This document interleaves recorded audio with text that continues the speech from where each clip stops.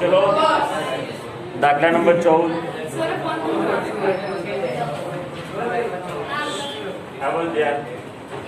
दाखला नंबर 14 ની અંદર આપણે પુનઃ મૂલ્ય ખાતું બનાવી ચૂક્યા તો તમે બધા બરોબર ને। હવે મૂડી ખાતામાં કઈ કઈ રીતે હોય છે પેલા જોઈ લઈએ।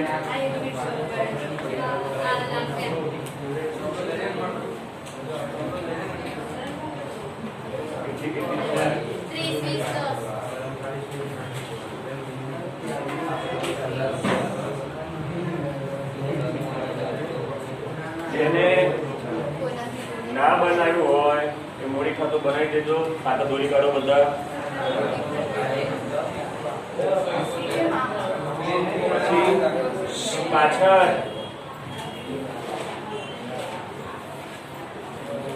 એ કઈ કઈ વિકેટ આવે છે? સામાન્ય અનામત 3000 2000 અને 1000।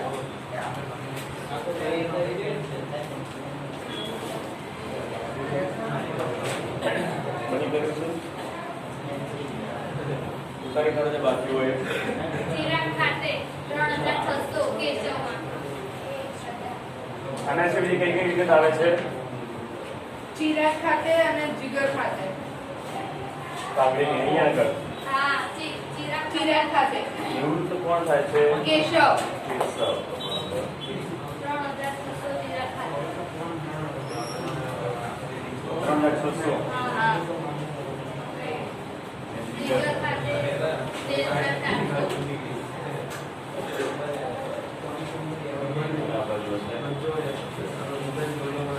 અલી હા કેશવ ખાતે 3600।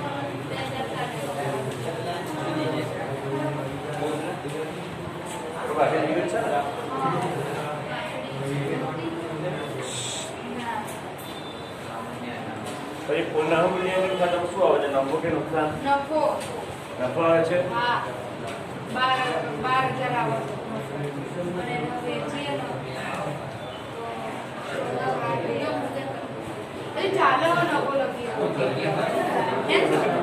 પુનઃ મૂલ્યાંકન લખો પડે 12000 ના ના ચિરાગ ને 6 4 2 અલે 6000 4 2000 બરોબર ને? ચલો ઉતારી કાઢો।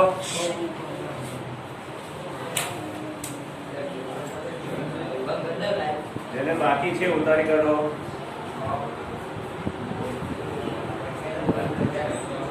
કર દો બંધ।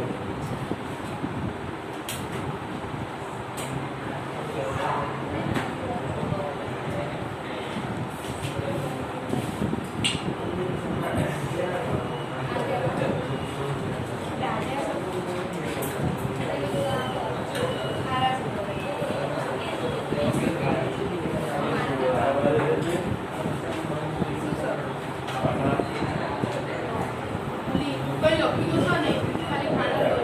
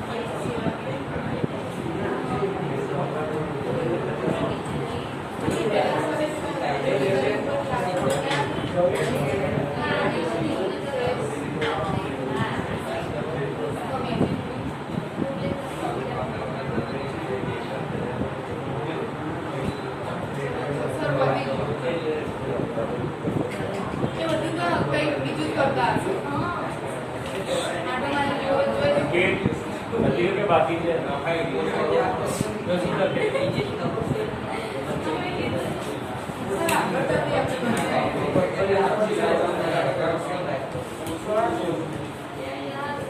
તારી જગ્યા બદલાઈ વાત તો નહીં. ચલો અહીંયા ધ્યાન બધાનું હવે પહેલો વાળો પતી ચૂક્યો બધાને, બીજો પતી ચૂક્યો છે, ત્રીજો, ચોથો, પાંચમો, છઠ્ઠો, સાતમો વાળો આવ્યો. બરોબર. હવે આ બાજુ ધ્યાન ઉપર ખાતું બનાવી દો.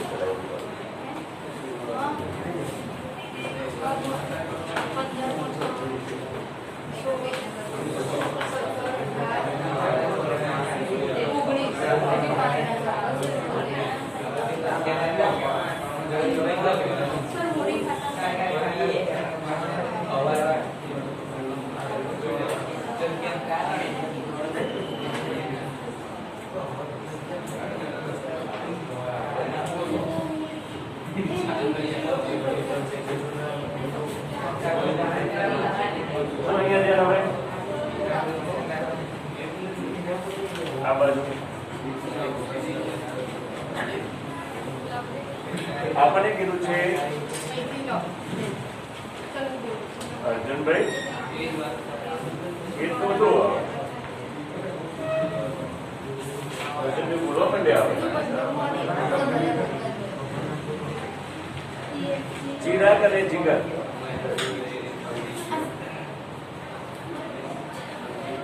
એટલી રોકડ પેઢીમાં લાવશે કે જેથી કેશવની લેણી રકમ ચૂકવાઈ જાય. બરોબર. અને પેઢીમાં 14,000 કાર્યશીલ મૂડી માટે સિલક રહે. તો અહીંયા ધ્યાન બધાનું હવે આ બાજુ ધ્યાન. નવો પોઈન્ટ આવે છે પાછો. કાર્યશીલ મૂડી એટલે શું? તો બધા ત્યાં નીચે કરી કાઢો. કાર્યશીલ મૂડી બરાબર કાર્યશીલ મૂડી બરાબર રોકડ ખાતાની બાકી કૌંસમાં આ લઈ ગયા. એવું લખી નાખો બધા.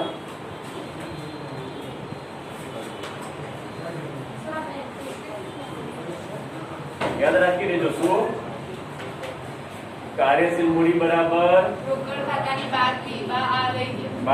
એટલે આપણને આપી દીધી છે. એ લખીશું આપણે રોકડ ખાતાની કઈ બાજુ આવશે? જમા બાજુ કાયમ માટે. યાદ રાખી લેવાનું. અહીંયા લખી નાખો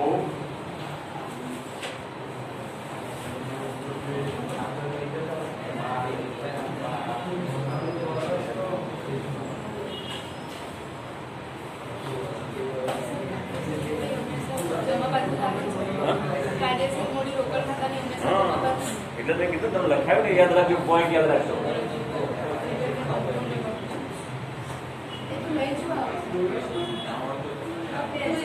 ચલો અહીંયા ધ્યાન. હવે જુઓ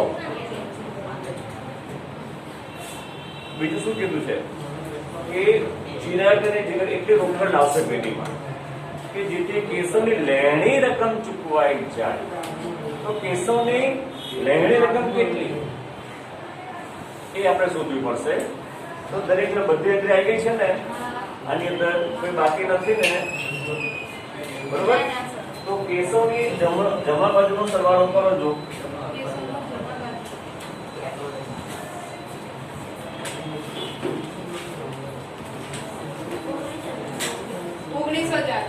19,000 બરોબર છે. હા તો ને ભરે જોઈએ પેલા પાછળ 19,000 આવી ગયો છે પાછળ 19,000. બરોબર. લેણી રકમ 19,000 આવી ગઈ. ક્લિયર હતો? બરોબર.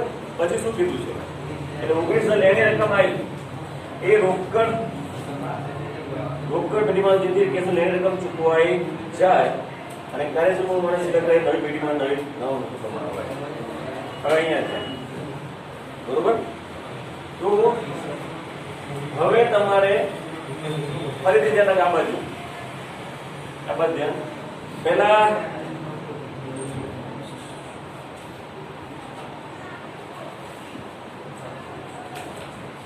લેણી રકમ ચૂકવાય છે પીવા અને નવી પેઢીમાં યાદ રાખજો, નવી પેઢીમાં નવી મૂડી.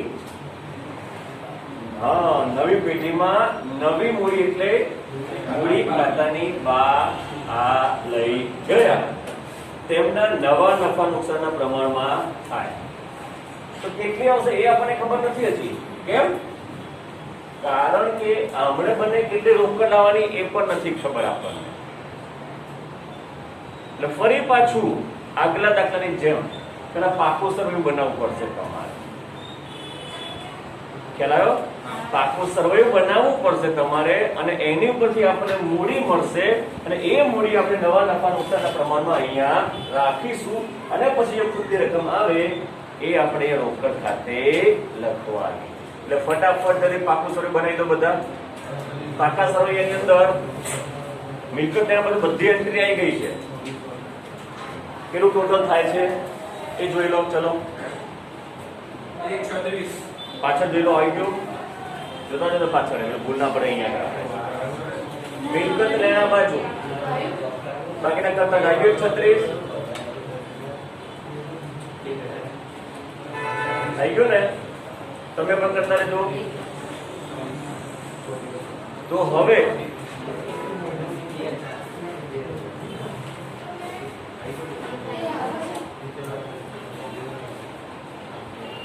₹1,12,000 એમાં આ 14,000 લખવાની. મિલકત લેણા બાજુ રોકડ ખાતે 14,000 લખો. મિલકત લેણામાં રોકડ 14,000 એટલે 136 સાથે લખ્યું તે આવી ગયું ને? એમને રોકડ લખી પેલા 1,22 આવ્યું ને? આ 14,000 લખો રોકડ ખાતે. રોકડ 14,000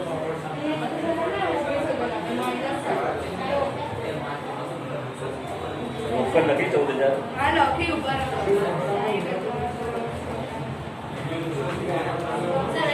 આવી ગયું ને 36. હવે આ બાજુ ધ્યાન. હવે મૂડી દેવા બધું ટોટલ લખી નાખો. 136 સામે લાઈનમાં લખી ગયું.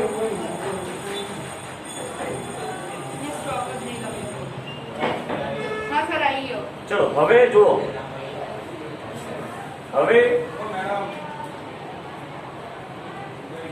હવે જો મૂડી દેવા બાજુ કઈ કઈ વિગત લખવાની છે આપણે? લેણદારો લખી નાખો. કેટલા છે? 44,000. પછી બીજો કોઈ એક છઠ્ઠો હવાલો ચૂકવવાનો બાકી પગાર 2,000 એ લખો. લખેલો છે લગભગ હા લખેલો છે. બરોબર. બીજી કઈ વસ્તુ આવતી નથી. હવે ટોટલ કરો.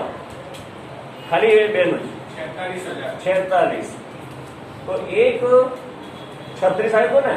હા એમાંથી આ બાદ કરો 90 આવ્યું. બરોબર. એ થઈ મૂડી. તો અંદર લખો મૂડી, નીચે બે નામ લખો.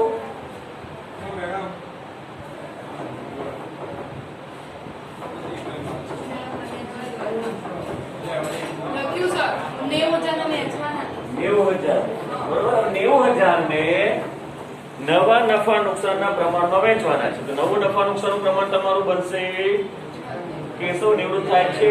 નવા પ્રમાણ છે કાંઈ કીધું નથી એટલે 3:2. કેટલું આવે? 54,000 અને 36,000.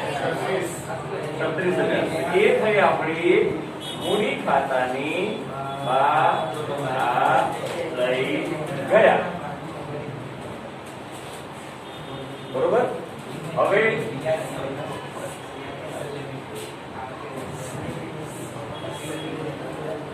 કઈ બાજુ ટોટલ વધારે આવે છે જોઈ લો.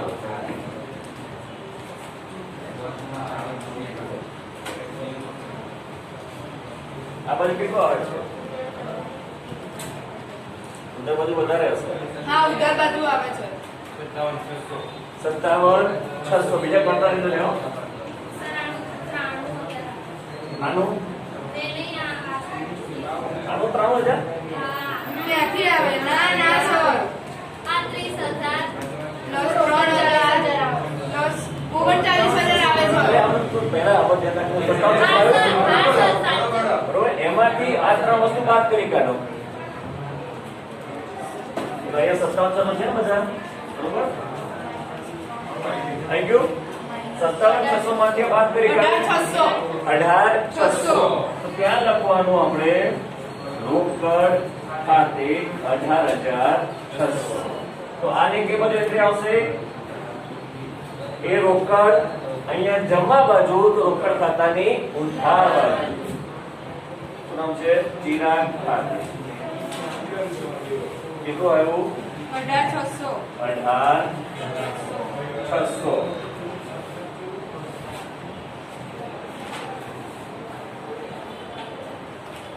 હવે આનું કરો જો, આ બધું વધારે હશે.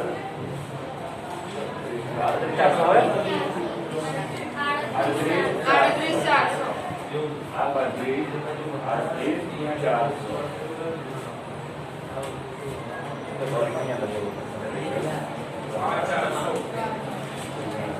કેટલું આવ્યું? 400. 400. આની બીજી અસર જે ખાતે 400. એક મિનિટ જોઈ લેજો આ બાજુ ધ્યાન. સોરી, ટોટલ આનું કેટલું આવે છે? શેનું? આનું ટોટલ 33,000. એક મિનિટ, એક અસર રહી ગઈ. આ બાજુ ધ્યાન જોઈ લેજો. અહીંયા આપણે લેણી રકમ આવી ને, લેણી રકમ આવી. આ બાજુ ધ્યાન, લેણી રકમ આવી છે આ 19,000. સામાન્ય રીતે આપણને કાંઈ કીધું નથી ત્યારે શું કરીએ છીએ? આપણે લોન ખાતે રાખીએ છીએ. પણ અહીં અગર રોકડ ચૂકવાઈ જાય, વાક્ય સમજો. શું કીધું છે? રોકડ ચૂકવાઈ જાય એનો મતલબ એ થયો કે લેણી રકમ આપણે રોકડમાં ચૂકવવાની છે.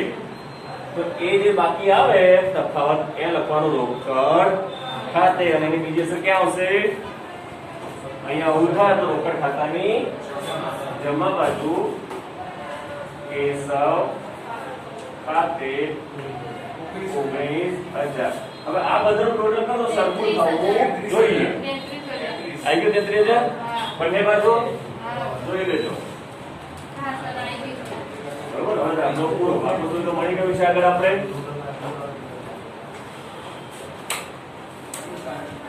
લાવ કઈ ગયા મેડમ? ઉતારે. ચલો ઉતાર્યો તેને બાકી ફટાફટ. હા સર, એ આપણે શાંતિથી ઉતારો.